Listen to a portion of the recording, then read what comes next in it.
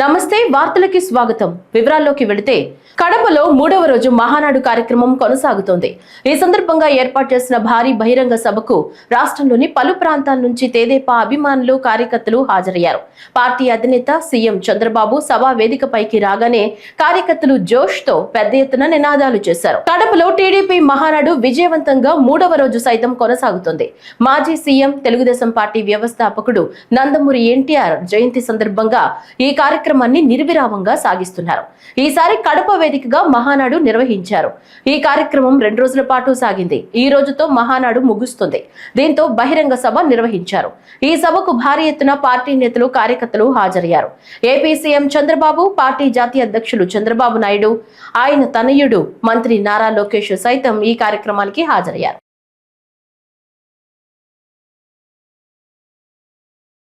నాడు పసుపు చొక్కా వేసుకున్నారని కేసులు పెట్టి బెదిరించిన నేపథ్యం నుంచి ఈ రోజు ధైర్యంగా పసుపు చొక్కా వేసుకుని, పసుపు టోపీ, జెండా పట్టుకుని కడప గడ్డపై కదం తొక్కిన ప్రతి కార్యకర్తకు శిరస్సు వంచి పాదాభివందనం చేస్తున్నారని మంత్రి వంగలపూడి అనిత అన్నారు.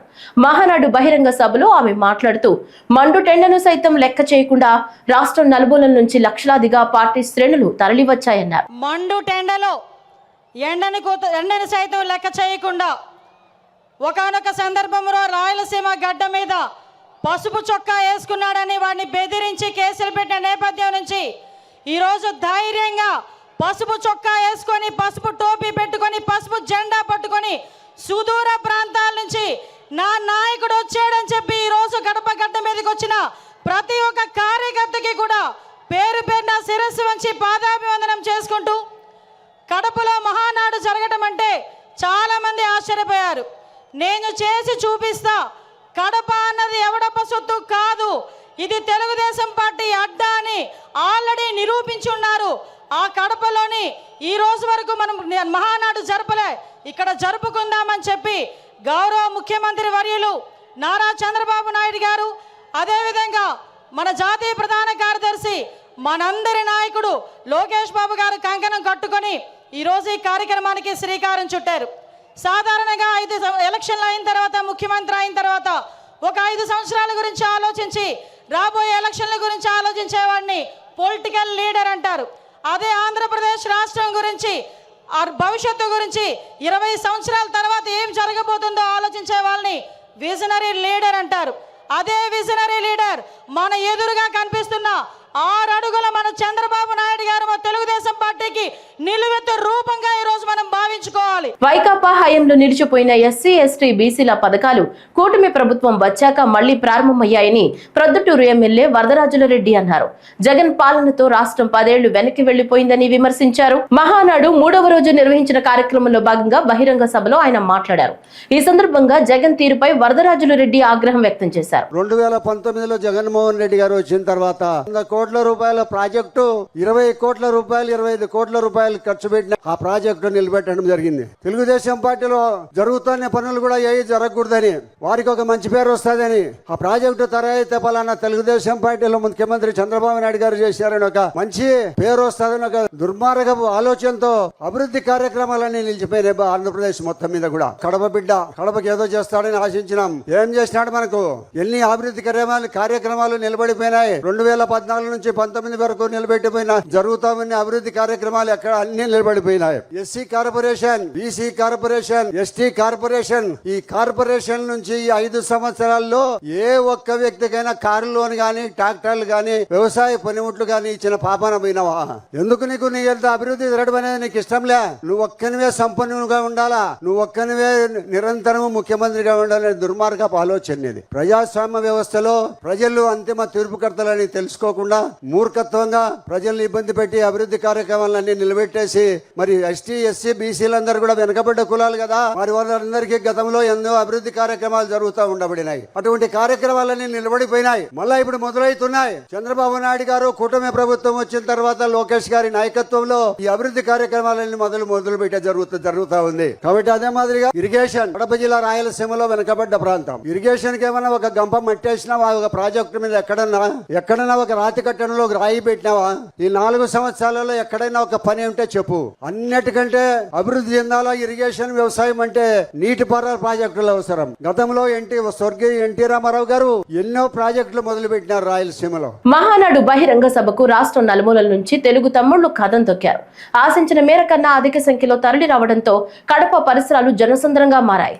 తెలుగుదేశం జెండా వాహనాలతో రహదారులు కిటకిటలాడుతున్నాయి. మహానాడుకు సమీప గ్రామాల ప్రజలు ద్విచక్ర వాహనాలు కాలినడకన చేరుకున్నారు. అభిమానులు పెద్ద ఎత్తున తరలి రావడంతో సభా ప్రాంగణానికి 3 కిలోమీటర్ల దూరంలోనే వాహనాలను నిలిపివేశారు. మహానాడు ప్రాంగణంలో 3 లక్షల మందికి సరిపడా భోజన ఏర్పాట్లు చేశారు. కార్యకర్తల కోసం కడప మార్గ మధ్యంలో ఫుడ్ కౌంటర్లు ఏర్పాటు చేశారు. దారి పొడవునా త్రాగునీరు, మజ్జిగ ప్యాకెట్లతో దాహార్తి తీరుస్తున్నారు. ఈ స్థాయిలో గతంలో ఎన్నడూ ప్రజలు తరలి రాలేదని అభిమానులు చెప్తున్నారు. ప్రజలు భారీగా రావటం రాష్ట్ర చరిత్రలో ఇదే మొదటిసారిగా అభివర్ణిస్తున్నారు. దాదాపు 140 ఎకరాల సభా ప్రాంగణం మొత్తం ప్రజలతో కిక్కిరిసిపోయింది. ఇసుకేస్తే రాలినంతగా పసుపు సైన్యం తరలి వచ్చింది.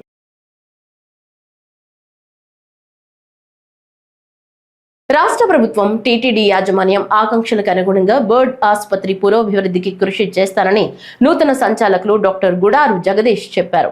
సుదీర్ఘకాలంగా బర్డ్ ఆసుపత్రికి పూర్తిస్థాయి డైరెక్టర్ లేకపోవడంతో వైద్య సేవలు కుంటుపడ్డాయి. ఈ నేపథ్యంలో రాష్ట్ర ప్రభుత్వం బర్డ్ సంచాలకులుగా డాక్టర్ గుడారు జగదీష్ ను నియమించింది.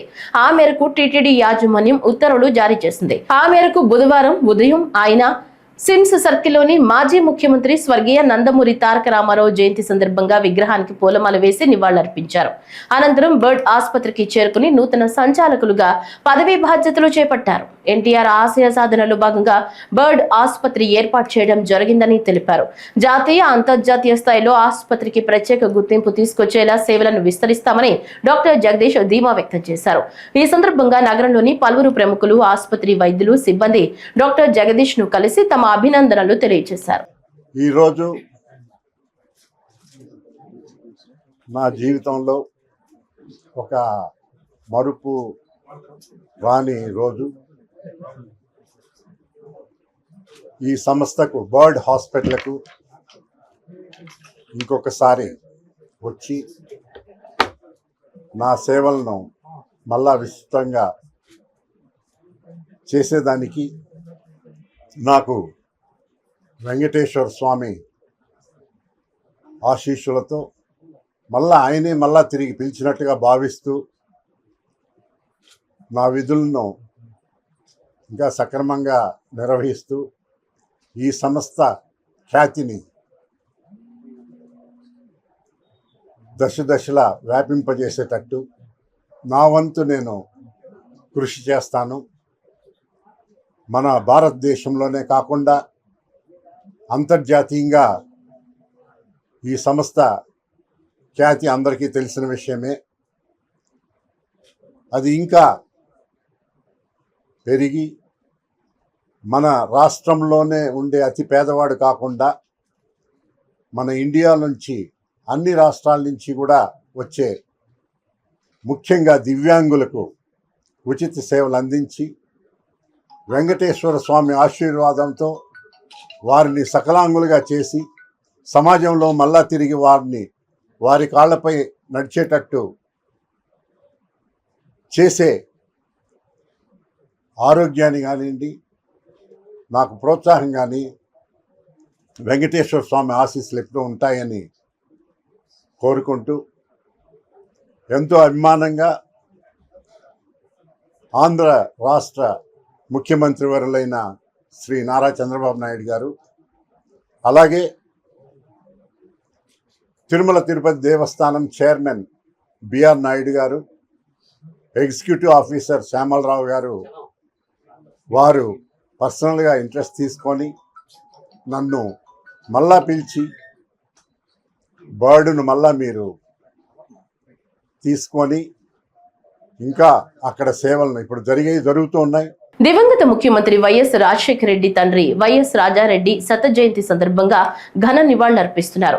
ఈ క్రమంలో వైఎస్ రాజారెడ్డి శత జయంతి సందర్భంగా వైఎస్ షర్మిల ఘనంగా నివాళులర్పించారు. ఈ నేపథ్యంలో ఏపీ పిసిసి అధ్యక్షురాలు వైఎస్ షర్మిల మాట్లాడుతూ, రాజారెడ్డి అంటేనే ధైర్యం, సాహసం, పట్టుదల, సాహసానికి మారు పేరు అన్నారు. వైఎస్ఆర్ ను ప్రజానాయకుడిగా రాజారెడ్డి తీర్చిదిద్దారని తెలిపారు. వైఎస్ఆర్ లెజెండ్ అయ్యారు అంటే వైఎస్ రాజారెడ్డి ఇచ్చిన ప్రోత్సాహమే అని వైఎస్ షర్మిల పేర్కొన్నారు. ఈరోజు వైఎస్ రాజారెడ్డి గారి శత జయంతి. రాజారెడ్డి గారి 100వ జయంతి. రాజారెడ్డి గారిని ఈరోజు తలుచుకోవడానికి, నివాళులు అర్పించడానికి ఇక్కడికి రావడం జరిగింది. రాజారెడ్డి గారు అంటేనే ధైర్యం, సాహసం, పట్టుదల లాంటి పదాలు గుర్తొస్తాయి. సాహసానికి మారుపేరుగా నిలిచారు రాజారెడ్డి గారు. రాజారెడ్డి గారు రాజశేఖర రెడ్డి గారిని మలచడంలో కూడా ప్రజా నాయకుడిగా రాజశేఖర రెడ్డి గారు అంత లెజెండ్ అయ్యారు అంటే ఆ ప్రోత్సాహం అంతా రాజారెడ్డి గారిదే. అందుకు మరొకసారి రాజారెడ్డి గారికి మనస్ఫూర్తిగా నివాళులు అర్పిస్తూ, అంతేకాదు రాజారెడ్డి గారు ఒక ప్రజానాయకుడు, ప్రజాసేవలో కూడా గొప్ప చిత్తశుద్ధిని చూపిన వాడు రాజారెడ్డి గారు. రాజారెడ్డి గారు నాకు గుర్తుండే, నేను చూడడమే, గంటల తరబడి ఎంతోమంది ప్రజల సమస్యలు వినేవాళ్ళు, పంచాయతీలు చేసేవాళ్ళు, పరిష్కరించేవాళ్ళు. రాజారెడ్డి గారు ప్రజాసేవలో హాస్పిటల్ కట్టారు, పాలిటెక్నిక్ కాలేజ్ కట్టారు, degree college, junior girls college, ఇలాంటివి ఎన్నో చేశారు రాజారెడ్డి గారు.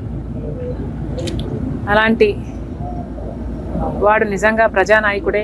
ప్రజల గుండెల్లో ఇప్పుడే కాదు చిరస్థాయిగా నిలిచిపోయే వాళ్ళల్లో ఒకరు వైఎస్ రాజారెడ్డి గారు. మరొకసారి ఆయన సాహసాన్ని, ప్రజాసేవలో ఆయన చిత్తశుద్ధిని, ఆయన ఆడబిడ్డలను చూసుకునే విధానాన్ని, వీటన్నిటినీ మరొకసారి తలుచుకుంటూ ఆయన ఒక స్ఫూర్తిగా నిలుస్తారు మా తరానికే కాదు రానున్న ఎన్నో తరాలకి అని చెప్తూ మనస్ఫూర్తిగా నివాళులు అర్పిస్తాం. Thank you.